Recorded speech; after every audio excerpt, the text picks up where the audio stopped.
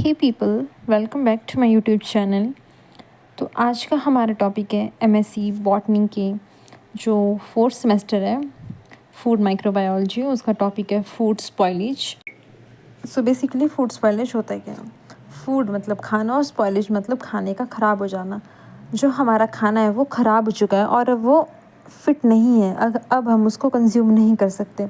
तो फूड के ख़राब होने के बहुत सारे रीज़न्स हो सकते हैं। सबसे जो मेन रीज़न होता है वो होता है माइक्रोबियल स्पॉइलेज, मतलब कि जो भी माइक्रो ऑर्गेनिजम्स है, बैक्टीरिया, ईस्ट हो गया, मोल्ड्स हो गए, तो उनकी वजह से खाना ख़राब हो गया, उनकी ग्रोथ हो गई है फूड के अंदर, उन्होंने प्रोटियोलिसिस कर दिया है, रेंसिडिटी कर दी है, जिसकी वजह से अब खाना जो है वो फिट नहीं है कंज्यूम करने के लिए, या फिर कुछ केमिकल रिएक्शंस होगी, या फिर फिज़िकल डैमेज, जैसे कि ह्यूमिडिटी बहुत हाई है, टेम्परेचर बहुत हाई है, मॉइस्चर है। ठीक है, तो ये सब मेन रीजंस होते हैं फूड के स्पॉइलेज के। और फूड्स का स्पॉइलेज हो गया ये हमें कैसे पता चलता है? क्योंकि जो फूड होता है उसका जो टेस्ट होता है वो चेंज हो जाता है, स्मेल आती है उससे, अपीयरेंस चेंज जाती है, उसका जो टेक्सचर होता है वो चेंज हो जाता है। तो ये बेसिकली मेन डेफिनेशन है कि फूड स्पॉइलेज होता क्या है। तो जो कॉजेज़ होते हैं फूड स्पॉइलेज के, मेजर कॉजेज़ जो हमने बताया कि माइक्रोबियल स्पॉइलेज होता है, तो माइक्रोब्स हमारे कुछ हो सकते हैं, बैक्टीरिया, ईस्ट, मोल्ड्स। तो ये क्या करते हैं, जो खाना होता है उसके अंदर ग्रो करते हैं और फूड के अंदर जितने भी न्यूट्रिएंट्स होते हैं उनको मेटाबोलाइज कर देते हैं और फिर अनवांटेड बाय प्रोडक्ट्स दे देते हैं, जिसकी वजह से जो खाना होता है वो उसका जो अपीयरेंस, टेक्सचर होता है, टेस्ट होता है वो चेंज हो जाता है, वो उस खाने को हम नहीं खा सकते हैं। ठीक है, तो उससे पहला माइक्रोब्स में आया बैक्टीरिया। तो जो बैक्टीरिया होता है वो मॉइस्ट कंडीशंस में ग्रो करता है, जैसे कि खाना है वो हमने रेफ्रिजरेट करना भूल गए हैं और मॉइस्ट कंडीशंस है तो वहाँ पे बैक्टीरिया ग्रो कर जाता है। या फिर जो हमारा खाना है वो प्रोटीन रिच है, जैसे कि मीट है, एग्स हैं, तो उनके केसेस में। ठीक है, तो कॉमन जो बैक्टीरिया होते हैं जो खाने को ख़राब करते हैं वो सीडोमोनास, लैक्टोबैसिलस, क्लोस्ट्रीडियम बैसिलस होते हैं। एग्जांपल में जैसे कि जो सीडोमोनास होता है वो मीट को ख़राब कर देता है, मीट का जो टेस्ट होता है उसको चेंज कर देता है, उससे कुछ मतलब अलग सी अजीब सी स्मेल आने लगती है और स्लाइमी सा टेक्सचर की फॉर्मेशन कर देता है। ठीक है, और नेक्स्ट होता है हमारे वहाँ जैसे कि ईस्ट हो गया। तो ईस्ट हमारे जितने भी एसिडिक फूड्स होते हैं या फिर जो भी शुगरी फूड्स होते हैं, जैसे कि जूस हो गए, जैम्स हो गए, सिरप्स हो गए, तो उनको ख़राब करता है। उनके अंदर अल्कोहल की प्रोडक्शन करता है, उसके फ्लेवर को चेंज कर देता है, गैस की प्रोडक्शन करता है। तो इस तरह से जो ईस्ट होता है वो फूड को स्पॉइल कर देते हैं। मोल्ड्स हो गए, मोल्ड्स में हमारे पास एरोबिक फंजाई में आते हैं, जैसे कि एस्परजिलस वगैरह। ये हमारे ब्रेड को, फ्रूट्स को, चीज़ को ख़राब कर देते हैं। जैसे कि ब्रेड्स के ऊपर तो विजिबली हमें दिखता भी है कि जब ब्रेड में मॉइस्चर आ जाता है और फंगस की ग्रोथ हो जाती है तो ब्रेड में कुछ ब्लैक कलर की मोल्ड्स या फिर कुछ और टाइप की मोल्ड्स की ग्रोथ आती है, हमें पता चल जाता है कि जो ब्रेड है वो ख़राब हो चुका है।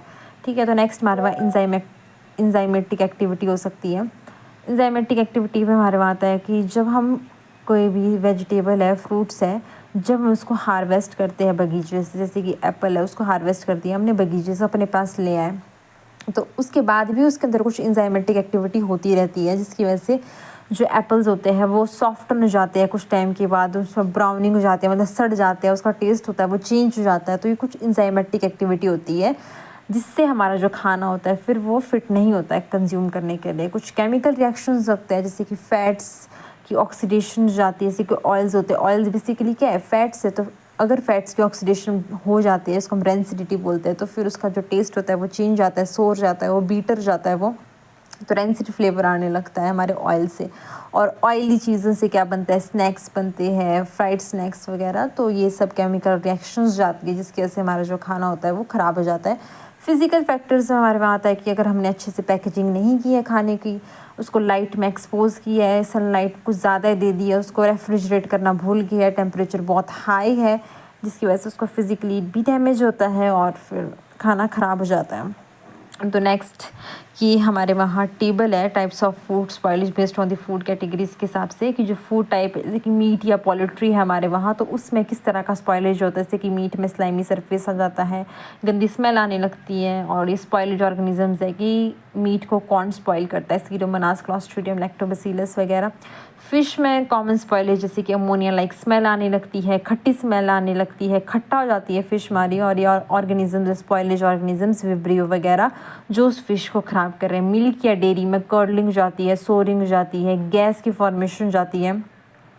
फ्रूट्स और वेजेस में भी फ्रूट्स सड़ जाते हैं, सॉफ्टनिंग हो जाती है, मोल्ड्स की फॉर्मेशन हो जाती है, फर्मेंटेशन हो जाती है, ब्रेड्स में भी मोल्ड्स की ग्रोथ हो जाती है, कैन फूड्स में भी स्वेलिंग हो जाती है, गैस की फॉर्मेशन हो जाती है, डिस्कलरेशन हो जाती है। जैसे कि कैन फ्रूट्स है हमारे वहाँ, ठीक है, और अगर उसमें क्लॉस्ट्रीडियम की ग्रोथ हो गई है तो जो फूड की जो कैन्स होती है वो स्वेल हो जाती है, वो फूल जाती है, जिससे पता चल जाता है कि जो कैंड में जो भी जितना भी जो भी खाना है या फिर जो जूस वगैरह कुछ भी है वो ख़राब हो चुका है, उसमें कुछ डिस्कलरेशन भी हो जाती है। तो फूड स्पॉइलेज के मेनली जो साइंस होते हैं कि टेक्सचर चेंज हो जाता है फूड का, कलर, ऑर्डर, टेस्ट चेंज हो जाता है, गैस की प्रोडक्शन जाती है, स्वेलिंग हो जाती है, मोल्ड या स्लाइम्स की फॉर्मेशन जाती है, और डेयरी प्रोडक्ट्स में लिक्विड्स की सेपरेशन जाती है। जैसे कि जो दूध होता है, दूध जब फट जाता है तो लिक्विड अलग हो जाता है और सॉलिड अलग हो जाता है। जैसे हम पनीर बनाते हैं ना, तो पता चल जाता है कि जो दूध है वो फट चुका है और अब हम इस दूध को कंज्यूम नहीं कर सकते। तो ये साइंस होते हैं मेजर फूड स्पॉइलेज के। प्रिवेंशन करने के लिए हम मेनली रेफ्रिजरेट कर सकते हैं, जिससे जो माइक्रोबियल ग्रोथ होती है वो स्लो डाउन हो जाती है।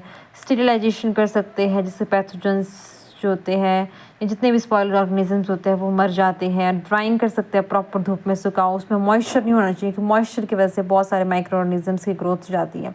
प्रॉपर कैनिंग करो, ठीक है, जिस भी कैंड चीज़ में आप कैनिंग कर रहे हो उसको पहले अच्छे से स्टेरिलाइज़ करो, अच्छे से सुखाओ, सारे मतलब जितने भी प्रिजर्वेटिव मेथड्स होते हैं उनको अच्छे से फॉलो करो, वैक्यूम पैकेजिंग करो, ऑक्सीजन नहीं आना चाहिए।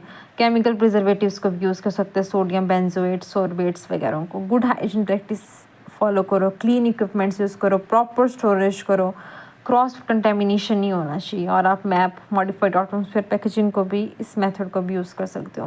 रिटेल मैकेनिज़्म अगर हम बात करें स्पॉइल्ड फूड स्पॉइलेज का, तो वो क्या होता है। अब अगर हमारा जो खाना है वो प्रोटीन रिच है और उसमें कुछ माइक्रो ऑर्गेनिजम्स की ग्रोथ हो चुकी है, तो उस खाने को ख़राब कैसे करते हैं। प्रोटीन रिच है तो मतलब उस प्रोटीन का ब्रेक डाउन होगा, प्रोटीलिसिस होगा। मेजर जो ऑर्गेनिजम्स इन्वॉल्व होते हैं, क्लॉस्ट्रीडियम, स्यूडोमोनास, बैसिलस वगैरह होते हैं। तो मेनली उस खाने का ख़राब होना कैसा होता है। जो भी खाना है प्रोटीन रिच है, तो प्रोटीन मेनली अमाइनो एसिड से बनते हैं, पेप्टाइड चेन्स होती है, ठीक है। तो जो अमाइनो एसिड्स है, पेप्टाइड चेन है, ये ब्रेक डाउन हो जाती है। इनके ब्रेक डाउन होने से जो अमोनिया होता है, हाइड्रोजन सल्फाइड होता है, ये फर्दर रिलीज़ हो जाते हैं, जिसकी वजह से हमें गंदी स्मेल आने लगती है। जैसे कि मीट से जब गंदी स्मेल आती है ना, फाउल ऑर्डर, तो ये इसकी वजह से होता है कि जो प्रोटीन है उनका ब्रेक डाउन हो जाता है, अमोनिया, हाइड्रोजन सल्फाइड वगैरह ये सब चीज़ें रिलीज़ हो गई है। तो ये सब चीज़ें, जैसे आपको मेनली क्वेश्चन आया फूड स्पॉइलेज के ऊपर, अगर छोटा आया तो आप मेनली लिख सकते हैं कि फूड स्पॉइलेज होता क्या है, कौन कौन से ऑर्गेनिजम्स करते हैं, या फिर क्या क्या कॉजेज़ होते हैं, मतलब उसको कैसे प्रिजर्व कर सकते हैं कॉजेज़ में, जैसे कि माइक्रोबियल एक्टिविटी, एंजाइमेटिक एक्टिविटी है, केमिकल रिएक्शंस, आप ये सब चीज़ें एक्सप्लेन कर सकते हो। प्रिजर्व कैसे कर सकते हैं ये एक्सप्लेन कर सकते हो। पर अगर कुछ ज़्यादा डिटेल में आया, 8 नंबर का आया, 10 नंबर का आया, तो आप इसको भी एक्सप्लेन कर सकते हो, डिटेल्ड मैकेनिज़्म को भी थोड़ा बहुत कि भाई ये कैसे होता है, ठीक है। और नेक्स्ट है जैसे कि फ़ैट का ब्रेकडाउन, जिसको हम लिपोलिसिस बोलते हैं, जिसमें जो फैट्स होते हैं, मतलब जो ऑयल्स होते हैं, ऑयल्स कैसे मेनली इसमें क्या होता है, फैट्स होते हैं, तो फैट्स की ऑक्सीडेशन होती है, रेंसिडिटी बोलते हैं इसको, जिसका जो ऑयल्स का जो टेस्ट होता है वो सोर जाते हैं, वो मतलब बीटर जाते हैं, खट्टे जाते हैं, ऑयल का टेस्ट जो होता है वो चेंज जाता है। फर्मेंटेशन होती है कार्बोहाइड्रेट्स की, जो मेनली ईस्ट के ज़रिए होती है, जिसमें हम वाइन्स या अल्कोहल्स की फॉर्मेशन होती है ना, तो ये होता है। स्पॉइलेज माइक्रो ऑर्गेनिजम्स के टाइप्स में कुछ जो माइक्रो ऑर्गेनिजम्स होते हैं वो साइक्रोट्रॉपिक भी हो, बैक्टीरिया भी हो सकते हैं, जो कोल्ड लविंग होते हैं, जो कोल्ड टेम्परेचर में भी ग्रो कर सकते हैं, रेफ्रिजरेशन टेम्परेचर में भी 0 to 7 डिग्री सेल्सियस में भी ग्रो कर सकते हैं, और रेफ्रिजरेटेड फूड को भी ख़राब कर सकते हैं। थर्मोफिलिक बैक्टीरिया हीट लविंग होते हैं, हाई टेम्परेचर पे ग्रो करते हैं, 45 से 70 डिग्री सेल्सियस पे ग्रो कर सकते हैं। जो कैंड जितना भी फूड होता है, प्रोसेस्ड फूड होता है, उसको भी ख़राब कर सकते हैं। एनारोबिक बैक्टीरिया ऑक्सीजन के एब्सेंस में भी ग्रो कर सकते हैं, और वैक्यूम पैक्ड फूड्स या फिर कैंड फूड्स को भी ख़राब कर सकते हैं। ऐसा नहीं है कि कोई भी फूड है हमारे वहाँ, अगर हम उसको रेफ्रिजरेट कर देंगे, वैक्यूम कर देंगे, तो वो ख़राब नहीं हो सकता। ख़राब हो सकता है, बट प्रिजर्वेशन करके ऐसा होता है कि उसका जो लाइफ टाइम होता है वो थोड़ा बढ़ जाता है, मतलब ख़राब होगा पर धीरे धीरे ख़राब होगा, ठीक है। और जैसे कि फूड है, हमने रेफ्रिजरेट किया, वो ख़राब ज़रूर होगा पर कुछ टाइम के बाद होगा। हम थोड़ा नहीं उसको, हमने तो फूड 1-2 दिन के लिए रेफ्रिजरेट करना होता है, जैसे कि खाना ज़्यादा बन गया तो 1-2 दिन के लिए रेफ्रिजरेट कर दिया, तो वो 1-2 दिन के लिए ऐसे बच जाता है। ऐसे नहीं कि वो हमेशा के लिए ठीक रहेगा, फ्रिज में भी ख़राब होता है बट थोड़ा टाइम लेता है। फंगल स्पॉइलेज में से कि मोल्ड्स हो गए, ईस्ट हो गए। मोल्ड्स जो होते हैं उनको ऑक्सीजन चाहिए होता है और वो सरफेस के ऊपर ग्रो करते हैं, जैसे कि जो ब्रेड के सरफेस के ऊपर पेनिसिलियम, एस्परजिलस वगैरह हमारा ग्रो करता है और कुछ हार्मफुल टॉक्सिन्स को रिलीज़ करता है, एफ्लोटॉक्सिन्स वगैरह को। या फिर मोल्ड के ऊपर से ब्लू ग्रीन मोल्ड ग्रो कर जाता है ब्रेड के सरफेस के ऊपर। और ईस्ट जो होता है वो हमारी फर्मेंटेशन करता है। तो इस तरह से फंगल स्पॉइलेज होती है। और types of spoilage based on the environment के हिसाब से इन्वायरमेंट मतलब अगर फूड है हमारे वहाँ हाई प्रोटीन रिच है तो फिर उसमें हमारे वहाँ प्रोटीन्स की ब्रेक डाउन होगी। और कौन से फूड्स में होता है, जैसे कि जो भी प्रोटीन रिच फूड होता है, जैसे हमें प्रोटीन मिलता है मीट, एग्स, फिश वगैरह। अगर हाई फैट वाला फूड है तो उसमें रेंसिडिटी होगी। फैट्स मतलब ऑयल्स, तो बटर ऑयली फूड हो गया। कार्बोहाइड्रेट्स, अगर हाई कार्बोहाइड्रेट्स है तो उसमें फर्मेंटेशन होगी, मतलब शुगर हाई है तो फर्मेंटेशन होगी फ्रूट्स, जूसेस, ब्रेड्स वगैरह में।